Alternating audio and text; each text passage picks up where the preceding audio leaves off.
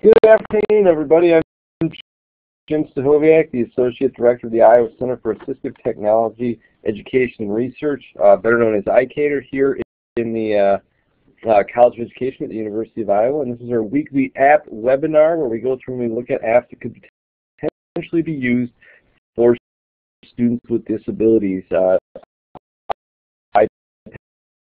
apps that could be used for students with disabilities. And today we're going to look at this one right here. It's called UPad. UPad will be what we look at. It's a note-taking app. It's not quite the same. I'll go ahead and open it up. It's not quite the same as some of the other note-taking apps that we've looked at in the past. The one major component to this that's missing that we see in other apps is the audio component, where we cannot record audio and link it to notes that we take. But this is a good app if we want to do handwriting. If somebody struggles with typing, they want to write, they want to bring things in, they want to annotate on a PDF. This is a good app for that. It costs $4.99 in the App Store, so it's a $5 app, and this is what it's going to look like when we open it up.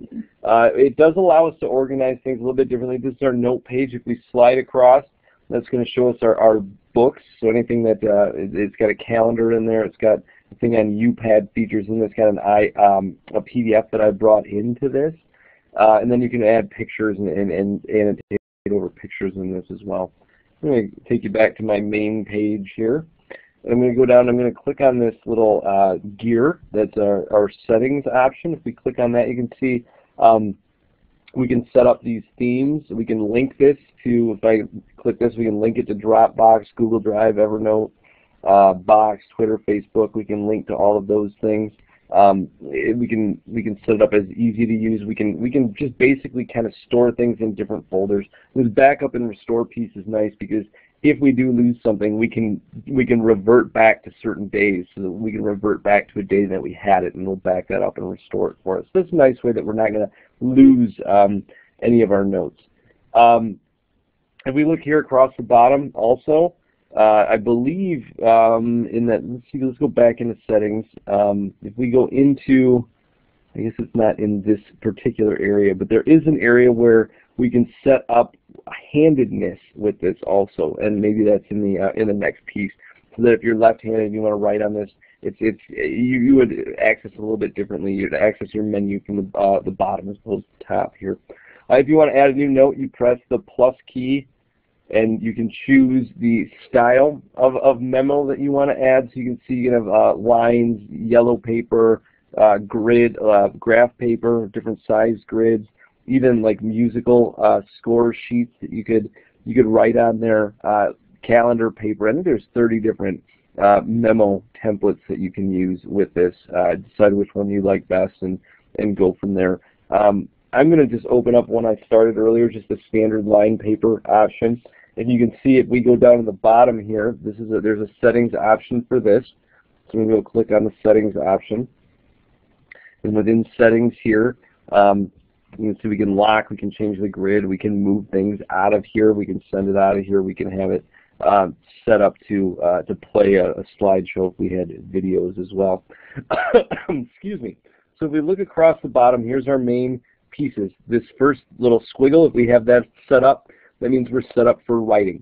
And so then if we look here, this is like a pen. So if we want to just write with a pen, write notes with a pen, we would tap that. It's selected already. If we hold it down, it's going to give us options for different sizes of the pen stroke, different colors of pens that we can use. We could once we choose that, we can go in here and we can write notes directly on our paper, and it shows up pretty nicely. The one thing that they bill with this is that it's going to show up really nicely in a retina display. Along those same lines, we've got next to the pen, there's a highlighter marker. If we choose that and we hold down, you can see we can choose width, we can choose different colors of that as well, and then we can highlight different things just by drawing across there. You can see highlighting on my page. That's helpful when we pull up a PDF and we want to annotate within that. The third option is an eraser, and this eraser is a little different. This is something that you got to get used to. When you use the eraser and we start drawing, it looks like you're writing something, but really that's just showing the path of your eraser. So if you got to make sure to show what you have selected when you go ahead and do that. If we were writing notes, I think probably the best way to do this is to use the zoom feature, which is up top here for me. If you're right-handed and have this set for right-handed, this menu bar is going to be at the bottom. This one's going to be at the top, so they'll just be flipped on you. So if I go and I tap on this, it's going to show me. It's going to show me kind of a zoom feature. If you look down here, you can see the area where it's zoomed in on. We can move that around, and that's going to make me that's going to allow me to kind of write my notes a little bit smaller and be more of a realistic kind of notepad here. You can see because I'm left-handed. Again, this is up on the top, so I can rest my palm on that, and it's not going to affect how things are. It's not going to affect my writing. It's not going to affect that at all. It's not going to act as a touch. That's your palm guard. But then I can just write within this.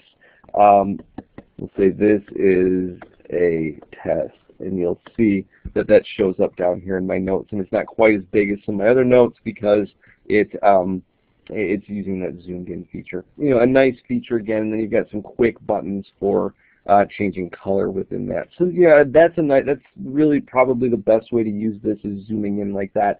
When you get over to the red, so if I change colors and I want to keep going with this, we'll just say a class subject. So as soon as I hit in that red, you're going to see it's going to slide over automatically, just enough where I can continue writing here.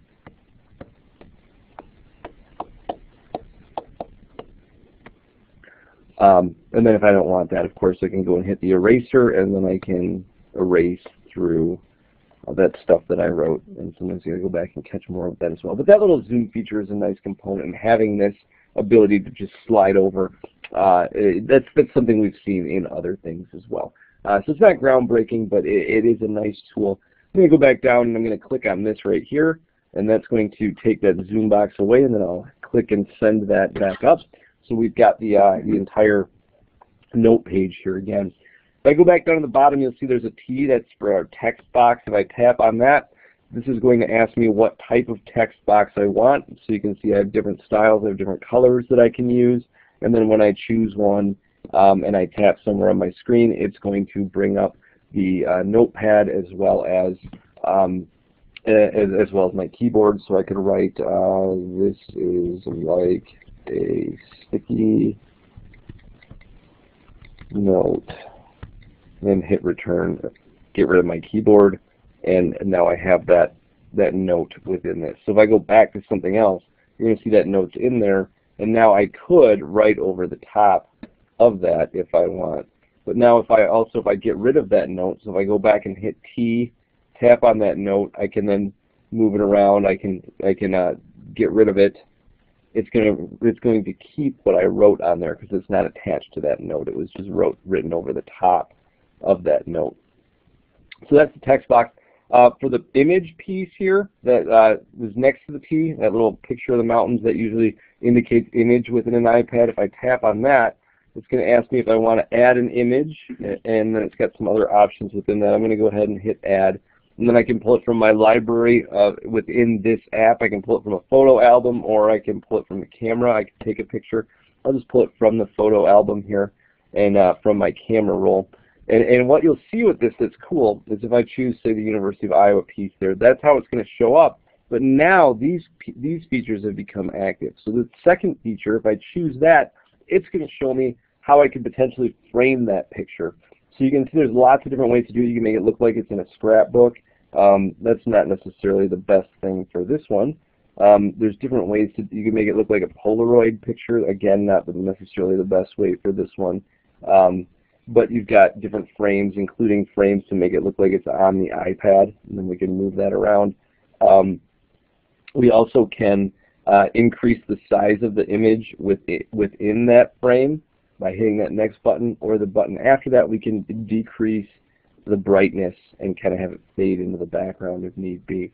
So there's some cool things that you can do with pictures on this. This is a nice feature for adding pictures to it. And then once those pictures are in, again, we can do things over the tops of pictures. And that's the bulk of this. The other thing that we can do that's nice is we can pull in PDFs or we can pull in other types of documents and annotate over the top of them. The downside to this is in order to be able to do that, what we have to do is we have to go into another app and use the open with feature. So whereas with this, I could send something directly out to any of these places. You can see we can export these to any of those places using that little, using the gear and then the export button. To bring something in, we have to go, we have to leave the app and go to something else. So I'm going to go into Dropbox, and I've opened up a PDF within Dropbox. And now if I look at the top, here's the kind of send out button. And when I hit that, you're going to see one of the options is open in. If I choose open in, I'll see UPad within that group. I can choose that. It's going to go and it's going to put that into UPad for me. And now that that's in UPad, I can take and I can use some of these features that we saw before, such as the highlighter, where I can go and highlight things that I would feel are important about this.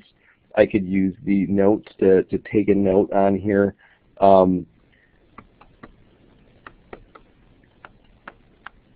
can annotate within that, and then I could share that throughout. So again, it's just those pretty simple tools. You've got your highlighter, you've got your text, or your handwriting for text, you've got your typing for text on top of notes, and you can add pictures and images into it. Again, just another of note-taking tools that might be helpful in terms of annotating on electronic documents. Something that could be of help. I don't know that this is necessarily. I think not having that audio component it makes some of those other tools a little bit better for many students with disabilities. But this is a nice feature, and if you look at some of the examples of things that they've done in there, if you're more artistic, you can really take full advantage of some of these things. It's not necessarily for the kind of rote note-taking on a PDF like this, but if you were drawing out a recipe or drawing out steps to do something, it might be a little bit better for doing that than some of these other apps. But overall, it's a good app. If you have any questions on this, or you want to see it again, or see any of our other app reviews, you can go download the ICATER Toolkit for free from the App Store. You'll see when you download the ICATER Toolkit, you will get access to our video archive of all of our app webinars, and you get access to our tip of the day right in the middle there. You can also always email me at james-stachowik@uiowa.edu, or call me at 319-335-5280. Thanks, and we'll see you guys soon.